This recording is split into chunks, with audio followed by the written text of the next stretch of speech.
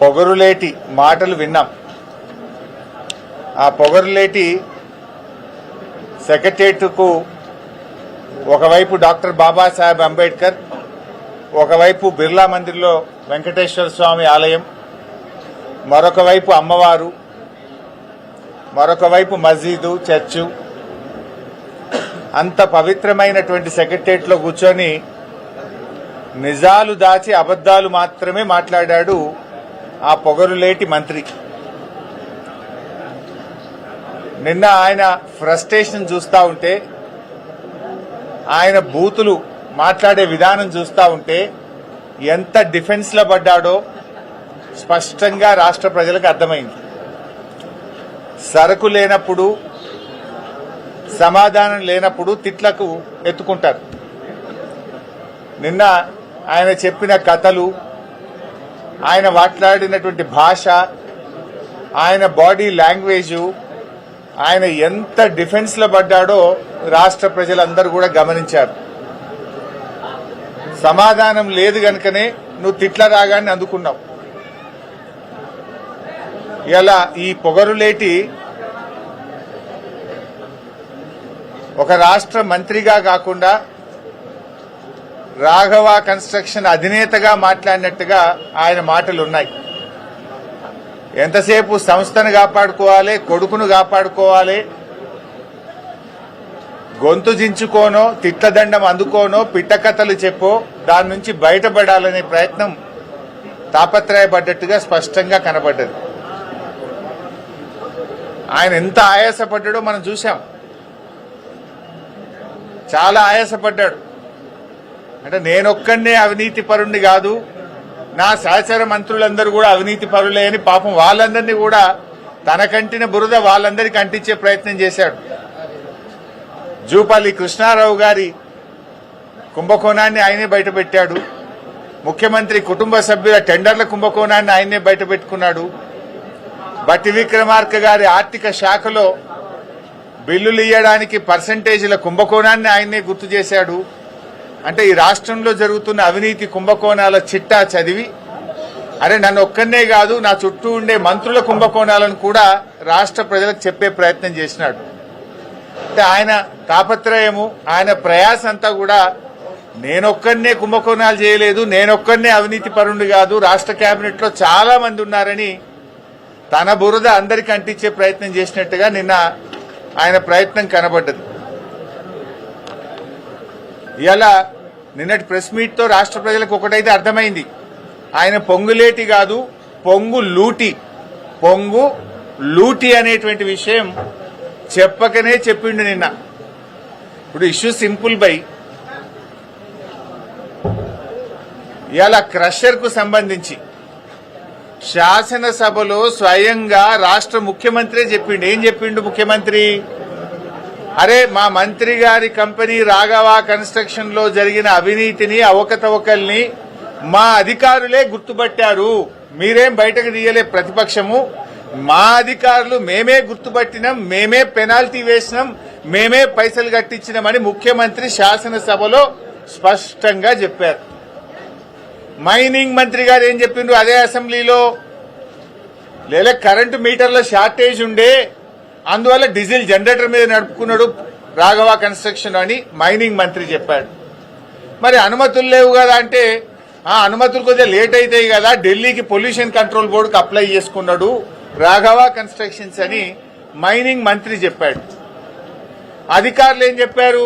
ఒక్క అధికారి కాదు, revenue, electricity, pollution control board, mining department, 4 శాఖల అధికారులు మైన్ ఇన్స్పెక్ట్ చేసి, 4 శాఖల అధికారులు ఇది ఇల్లీగల్ మైన్, అనుమతులు లేకుండా నడుపుతున్న మైన్ అని 4 శాఖల అధికారులు రాఘవ కన్స్ట్రక్షన్ కు నోటీస్ ఇచ్చారు.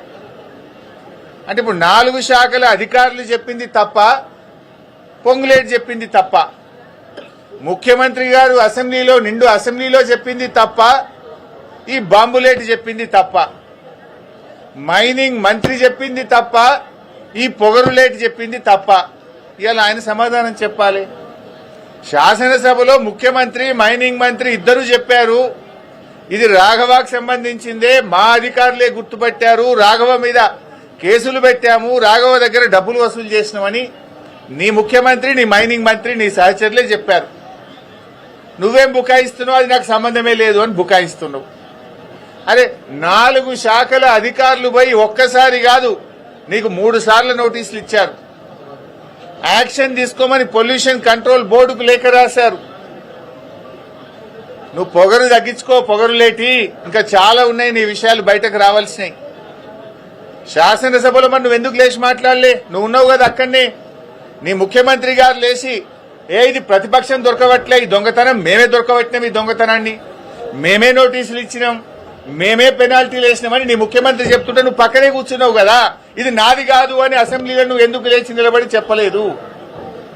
నీ మైనింగ్ మంత్రే లేచి రాఘవకు అనుమతులు లేవు, రాఘవ అనుమతుల కోసం ఢిల్లీకి అప్లై చేసిందని చెప్తే అసలు రాఘవకు మైనే లేదని నువ్వు అసెంబ్లీలో లేచి ఎందుకు చెప్పలేదు? నువ్వు అసెంబ్లీలో ఉన్నావు కదా, నా పక్క సీట్లనే కూర్చున్నావు కదా, మరి ఆ రోజు ఎందుకు లేవలేదు? 12 రోజులకు గుర్తొచ్చిందా నీకు మైన్ లేదని? ఇదంతా బుకాయించే ప్రయత్నం, మసిబూసి మారేడుగా చేసే ప్రయత్నం. ఆ మైన్ నీది కాకపోతే అక్కడ కంటైనర్ మీద రాఘవ కన్స్ట్రక్షన్ అనే పేరు ఎందుకున్నది? ఆ కంటైనర్ మీద కాంగ్రెస్ పార్టీ జెండా ఎందుకు పెట్టిండ్రు?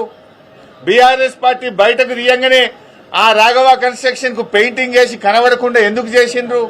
కాంగ్రెస్ పార్టీ జెండా ఎందుకు బీకేసిందో సమాధానం చెప్పాలి కదా. నువ్వు నీ కంటైనర్ మీద నీ పేరుంటది, మీద కాంగ్రెస్ పార్టీ జెండా ఉంటది. పొల్యూషన్ కంట్రోల్ బోర్డులో నోటీస్ ఇస్తే, మైనింగ్ డిపార్ట్మెంట్ నోటీస్ ఇస్తే నీ ఉద్యోగి రిసీవ్డ్ అని సంతకం పెట్టి డేట్ వేసి ఫోన్ నంబర్ పెట్టి రాసిచ్చిన డాక్యుమెంటే కదా నేను అసెంబ్లీలో చూపించింది. మరి ఇప్పుడు చెప్పు, ఎవరు తప్పు? ముఖ్యమంత్రి తప్ప? చెప్పు, నా ముఖ్యమంత్రి అబద్దం చెప్పిండు అసెంబ్లీలో అని చెప్పు, మైనింగ్ మంత్రి అబద్దం చెప్పిండు అసెంబ్లీలో అని చెప్పు. నువ్వు కూడా అసెంబ్లీలో ఉన్నావు కదా, ముఖ్యమంత్రి మాట్లాడేటప్పుడు, మైనింగ్ మంత్రి మాట్లాడేటప్పుడు నువ్వు అసెంబ్లీలో కూర్చున్నావు. నువ్వు ఎందుకు నోరు మెదపలేదు? ఎందుకు నాకు మైన్ లేదని అసెంబ్లీ సాక్షిగా చెప్పలేదు? అంటే నువ్వు బుకాయిస్తున్నావు, ఈ బాంబులేటి అబద్దాలు చెప్తున్నాడు. నువ్వు ఆ మైనింగ్ లో పొంగు లూటీ చేసినావు అనేటువంటిది ఇలా రాష్ట్ర ప్రజలకు అర్థమైంది. నువ్వు ఆ రోజే చెప్పాలి కదా. అదేవిధంగా నాదర్గుల్ భూముల విషయం, బీఆర్ఎస్ టైంలో రిజిస్ట్రేషన్ అయిందని ఒక చిల్లర కథ చెప్తున్నావు. నేను అందుకే చెప్పిన, నిజాలు దాచి అబద్దాలు మాత్రమే మాట్లాడినావని. నిజమేంటిది? 2016లో ఈ భూములను నిషేధిత భూముల జాబితాలో పెట్టింది బీఆర్ఎస్ ప్రభుత్వం. ఆనాటి ఆర్డీఓ గారు ఈ భూములు కొల్లగొట్టే ప్రయత్నం చేస్తే 2016లో 22A కింద పెట్టి నిషేధిత జాబితాలో పెట్టి ఈ భూములను కాపాడింది నాటి బీఆర్ఎస్ ప్రభుత్వం. ఆ తర్వాత ఆ కంపెనీలు హైకోర్టుకు పోతే 2022లో ప్రభుత్వం బలమైన వాదనలు వినిపించి హైకోర్టులో కూడా ఆర్డీఓ గారి నిర్ణయం సరి అయిన నిర్ణయం, ఈ భూములు సీలింగ్ భూములు అని హైకోర్టు సింగిల్ బెంచ్ లో కూడా ఉత్తర్వులు తెప్పించింది బీఆర్ఎస్ ప్రభుత్వం. ఆ తర్వాత డివిజన్ బెంచ్ కూడా కంపెనీలు పోతే హైకోర్టు డివిజన్ బెంచ్ లో కూడా ఆనాటి రెవెన్యూ డిపార్ట్మెంటు అధికారులు అద్భుతంగా వాదనలు వినిపించి ఇవి సీలింగ్ భూములే, అమ్మిన వారి మీద కొన్న వారి మీద క్రిమినల్ చర్యలు తీసుకోవాలని చెప్పి హైకోర్టు డివిజన్ బెంచ్ నుంచి కూడా జడ్జిమెంట్ తెప్పించింది బీఆర్ఎస్ ప్రభుత్వమే. ఇవి ఎందుకు దాస్తున్నావు?